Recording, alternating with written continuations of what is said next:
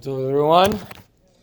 I want to speak today about the Hebrew date of yesterday and today, and to try to mention something special about that. So I'll start with yesterday. Yud Tamuz, the 14th day of Tammuz. The year is Tafresh Pei, 1920, exactly 102 years ago. Herbert Samuel, you heard the name? He was the first British person to be in charge on the Palestinian country. It was going to be Israel. He came first time for the country, which of course remind me that yesterday, Yud Tamuz, the President Joe Biden came to Israel. For him, by the way, it's number 10 visit for him. Very impressive, right? I mean, I don't know how many of us already visit 10 times in Israel, so it's very impressive. Just some anecdotes from his visit so far in Israel.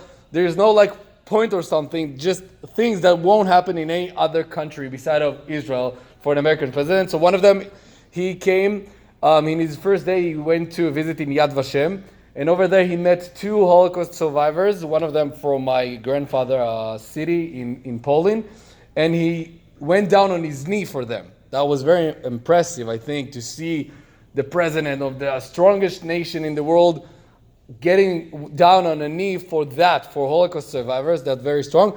This is after his last visit as a vice president of Obama, I don't know, some years ago. He went down on a knee for the chief staff of the president, who was just a mother for 12 kids. He heard that and he went down on a knee for that. So that's really showing that he really knows how to appreciate important values. Another thing that was a big balagan today, there was a ceremony, and one of the women's singer who recently do a tshuva process didn't agree to shake hands with the president, and everyone went she need to do that, she didn't need to do that, is it his shame to shame him or not? Just to mention that, to say, I don't think any other country will give us such as news. We're going to speak more about Biden's visit in Shabbos morning, me and Shani, on our sermon, so you're welcome to hear that. Today was the 15th day of Tammuz, and this is an important date because in Masechet Chagiga, Daf Hey, the fifth Daf, we've been told about Rav Idi, who used to leave his house exactly after Pesach to his Rabbi Yochanan to learn Torah at his place, and he would leave after that in order to get back to his house to Sukkot. Okay? And they're doing the math over there, like the way from his house to the place, and they come to a conclusion that he went 3 months one way in order to learn 1 day at Rabbi Yochanan's Bet Midrash, and then 3 months the way back. That's the amount of time between Pesach and Sukkot, and it's happened to be that day is Tetvav Tamuz, like today's date.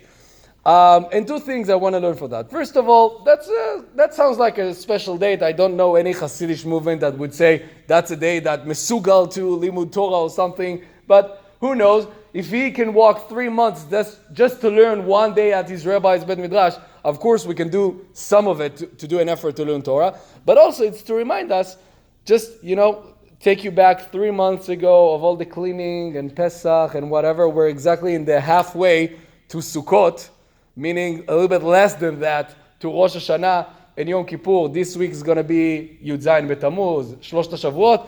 Maybe, together with the day of appreciating the effort we can do to learn Torah, we can start our first little step of doing tshuva to Yamim Noraim. That might